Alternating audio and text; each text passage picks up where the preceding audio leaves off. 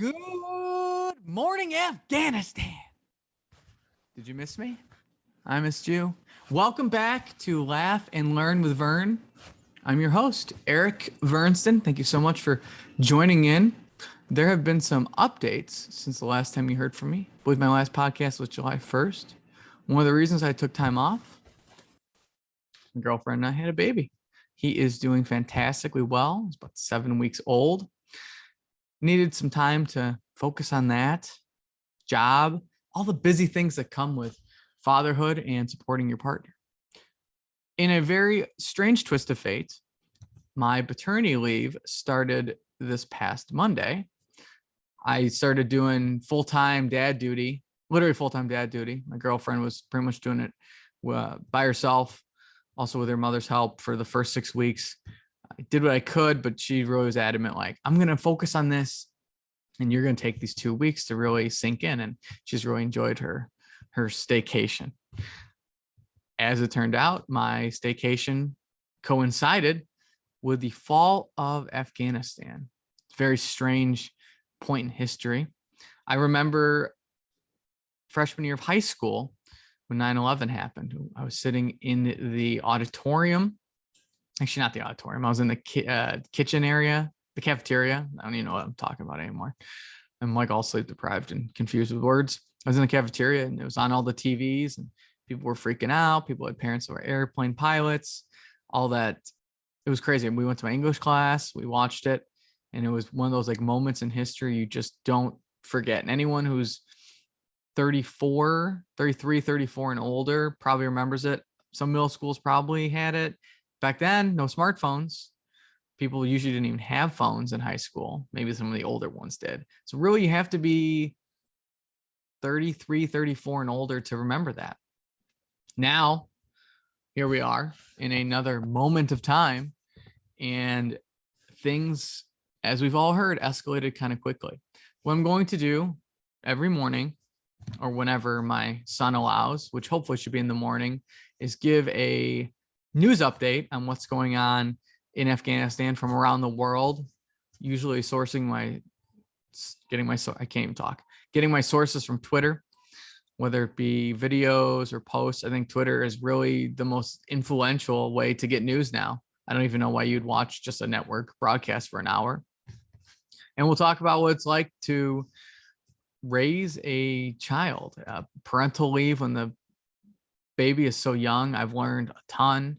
I have such an appreciation for my girlfriend. I can't really thank her enough. This has been interesting.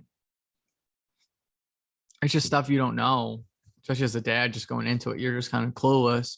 You can change a couple diapers and then the kid starts peeing on you, and all of a sudden farts start coming and you just rush to get that diaper on as soon as humanly possible, because as soon as you pick him up, he's pooping.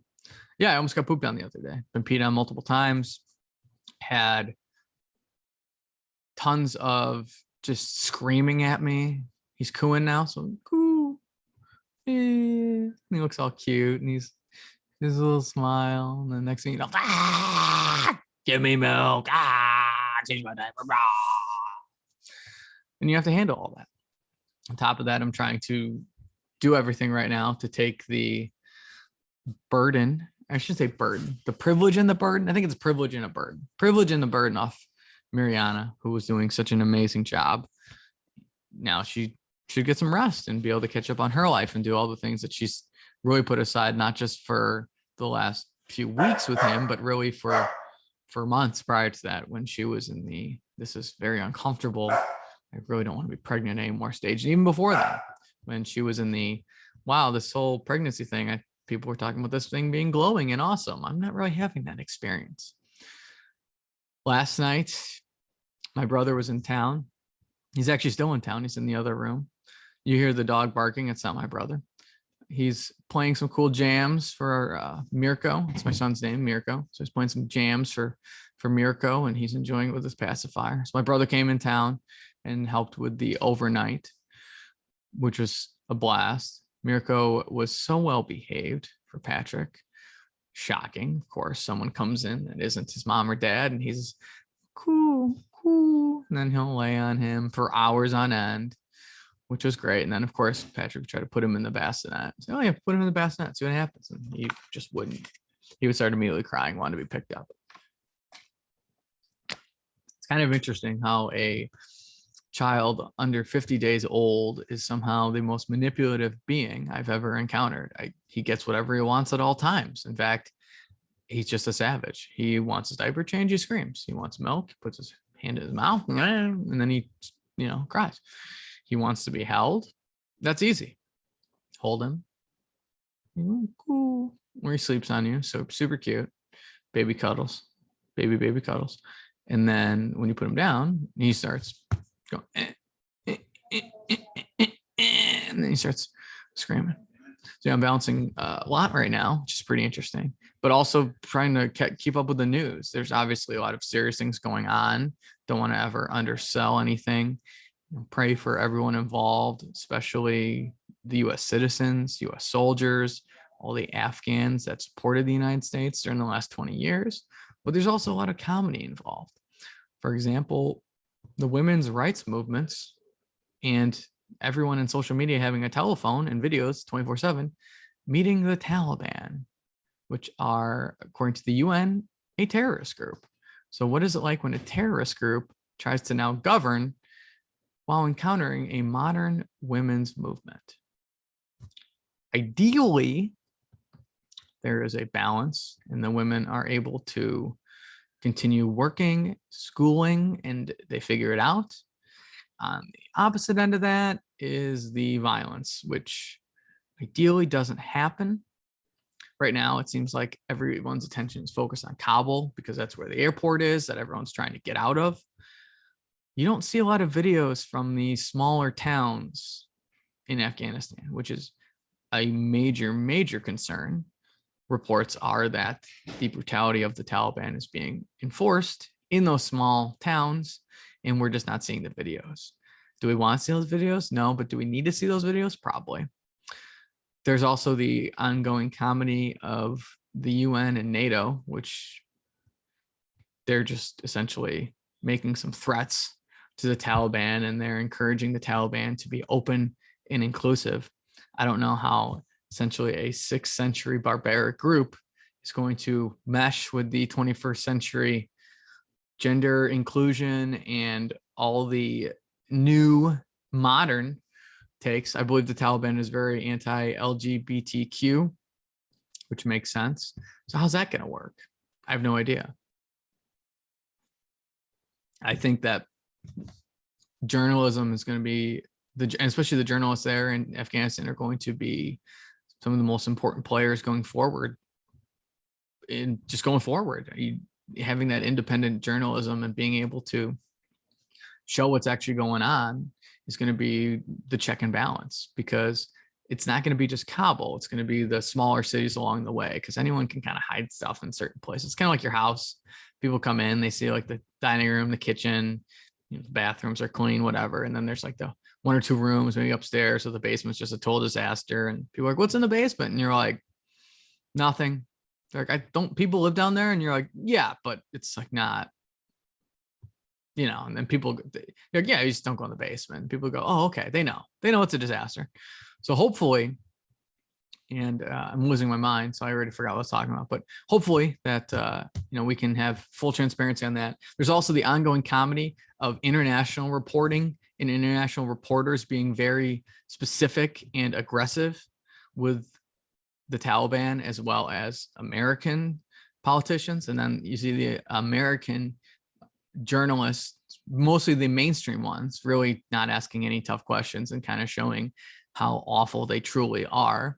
Also, you have ridiculousness like MSDNC, as former President Trump will call them, and as I'll call them, interviewing the Taliban and throwing them lob balls.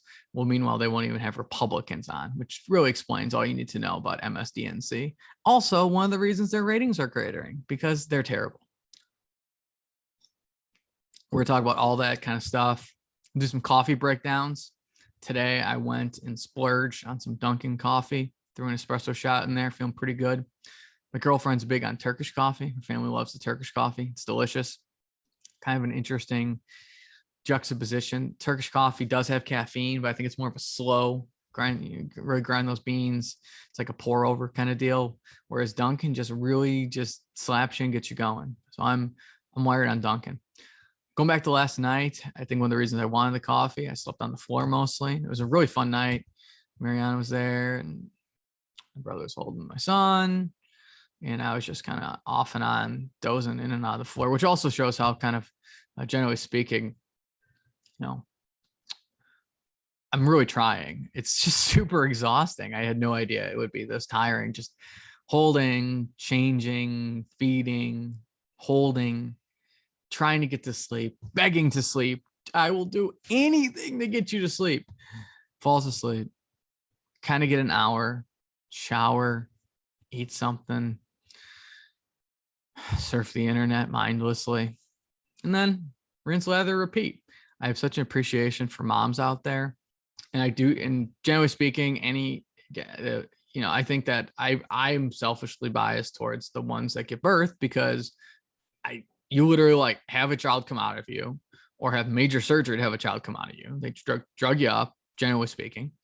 You're in the hospital, and then a couple days later, they're like, "Hey, here you go. You two just figure it out." And especially for the moms, I can't imagine what that's like, going through that process. It can take days leading up to it. You're not sleeping. You're laying there. You're like, as your significant other is pretty much worthless, just being like, "Can I give you a foot rub? Like, what would you want for dinner?" And you're like, "You know what I fucking want? I want this baby out of me. That's what I want." And your significant other's like, "Oh, okay. I'll just keep being worthless in the corner." It's kind of what my role was. And then you have the baby. It's this whole process, and it's terrifying from start to finish. You just hope everything goes well. In our case, it did, but there were some hiccups along the road. That's a whole nother story. But he's okay. She's okay, but she was laid up for a little bit. So it's like you're laid up, and then you have help. Her family's been wonderful. My family's been helping out. And then you just have to raise this kid, and you're like trying to get the drugs out of your system. You just literally had like a major event in your life, and it's a thing. And obviously that's why having a 2-parent household is important. But I guess I feel more biased towards the moms, especially the ones that gave birth, because, and this isn't to take away from adoption, raising a child is amazing. And anyone that does that, especially if it all is awesome. Like parenting is parenting, but giving birth is a thing, and it's a huge thing. And I think that we, as a society, especially Western society, needs to do a better job of supporting mothers. I know I sent my campaign for #Vern 2022. I was talking about moms having more maternity leave, or more monthly payments from the government, which given given the amount of money we spent in Afghanistan, and then seeing the Taliban fighters have like all of our stuff, really makes me think that we probably could increase the $300 a month that we're currently doing for the child tax care credit. I just looked at this morning. They showed, I don't know who the source is, but it was pictures of Bagram Airport with all those abandoned Humvees. Really makes you wonder, probably could increase the child tax care credit. I think we have to do a better job in general, bipartisan. I guess we can include the libertarians here too. Don't want to leave anyone out. We have to do a better job of supporting families, but specifically mothers. And we need to increase that child tax credit. We probably need to do paid maternity leave. I would say 6 months minimum. I think right now we're doing 2. Some companies, I don't even think do that. I think it varies. I don't know all the laws. I do some law, but I don't know all the laws. In fact, I barely know any of the laws. I really have kind of a niche. I'm a criminal prosecutor. That's what I do. I think 6 months probably would be a good start. Again, given the amount of money we spent in Afghanistan, that seems like we have weapons that the enemy now has direct access to. I think I saw something. His name is Matt Zoller.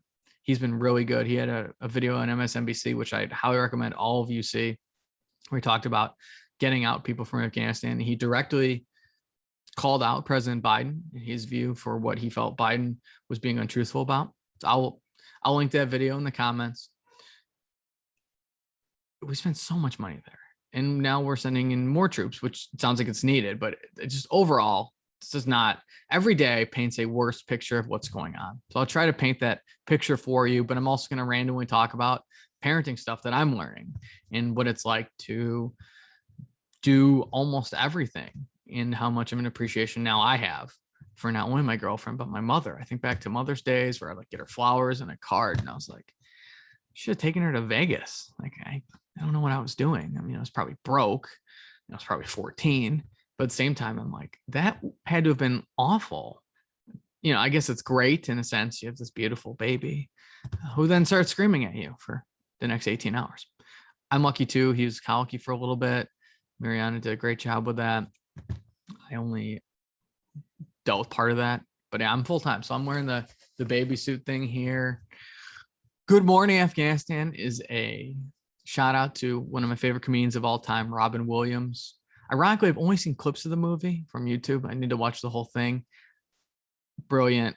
It's such a loss, but I just love the idea of giving some shout out and some love to Robin Williams. But I'm going to document my journey as a parent. I'm going to talk about some of the stuff in Afghanistan, the serious, as well as the inherent comedy. I mean, again, can you imagine the Taliban going through certain buildings and seeing materials on like being supportive of people as they discover their genders? I mean, these are people that these are a group that beheads people.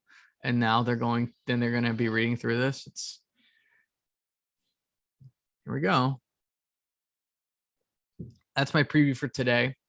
I also have I do have one podcast coming up for sure later this week with my friend Mike. We're going to talk about, I have another project I'm really excited about. So this is going to be a part-time series. This is day 1 of 12 of Good Morning Afghanistan. We'll do that through my parental leave. I'm also working on a project called Bread and Circuses, which is going to be a weekly or bi-monthly show where I'll talk about some of the ridiculousness that the media covers. The media is essentially, you have to look at the media as like loser high school people who never grew out of that, like peaked in high school, Rob Lowe, but actual people that sucked in high school. And then they just became somewhat famous because they're journalists, and all the infighting they do and how they push their propaganda, because that's what the US media really does. The independent sources are where it's at.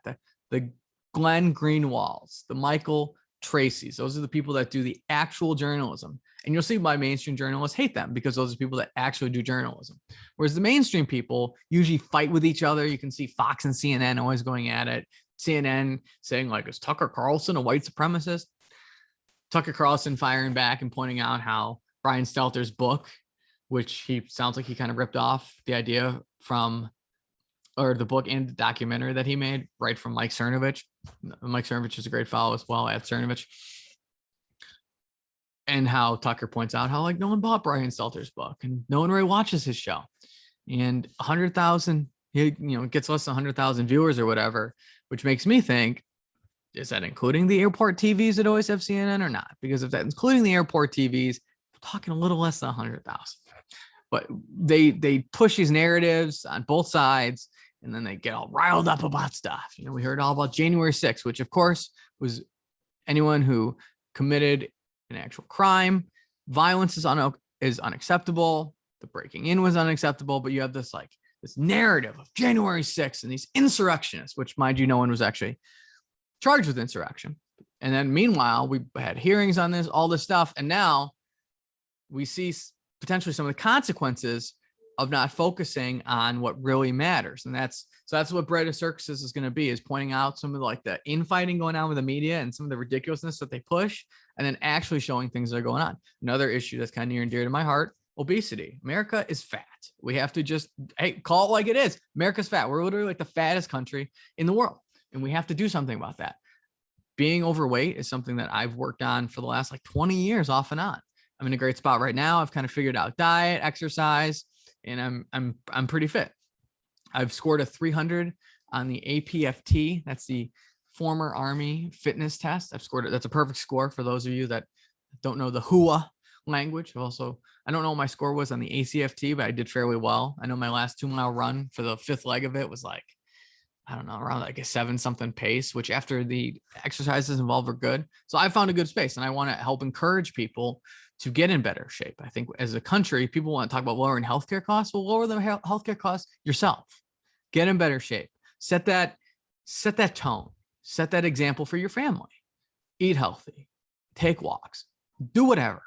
But as a country, and now I forgot where I saw this, but it's something like we're like just outrageously obese.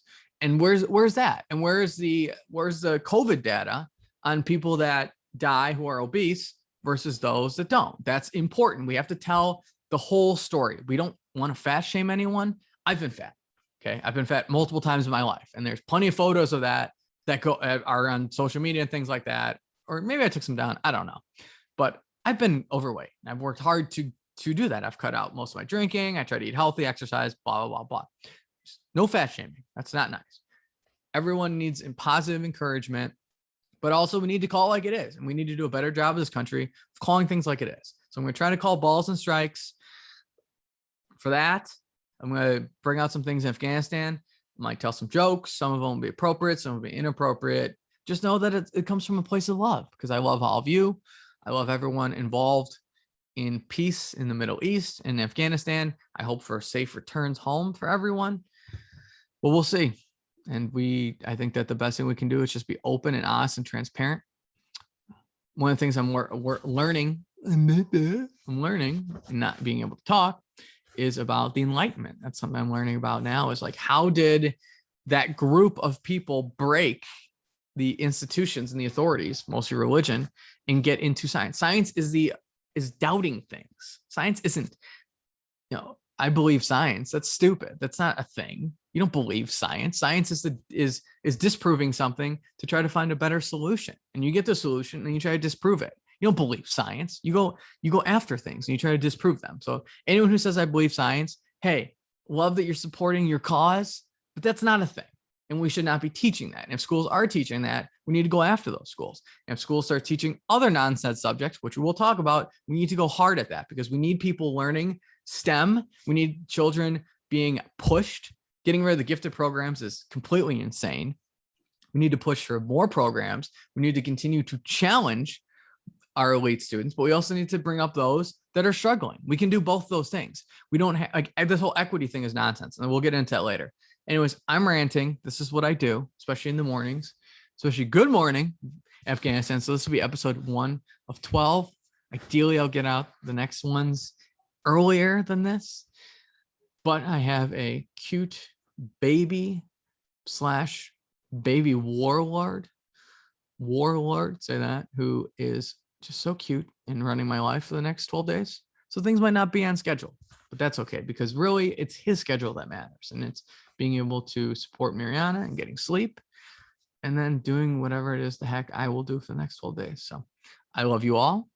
Sending good vibes to anyone dealing with this Afghanistan thing, whether it be in the Pentagon or in the Middle East, regardless of what happened. Obviously, I think a lot of us are very upset about what we've seen, justifiably so. We need to make sure now that we will look into that, but that's a sunk cost. We have to get everyone out, and we need to do it in a way that saves lives. So on that note, I will talk to you tomorrow morning, and I hope you have a wonderful rest of your day. And you know what? It's good to be freaking back. And hopefully my lovely baby will allow me the privilege of coming back tomorrow. See you then. Bye.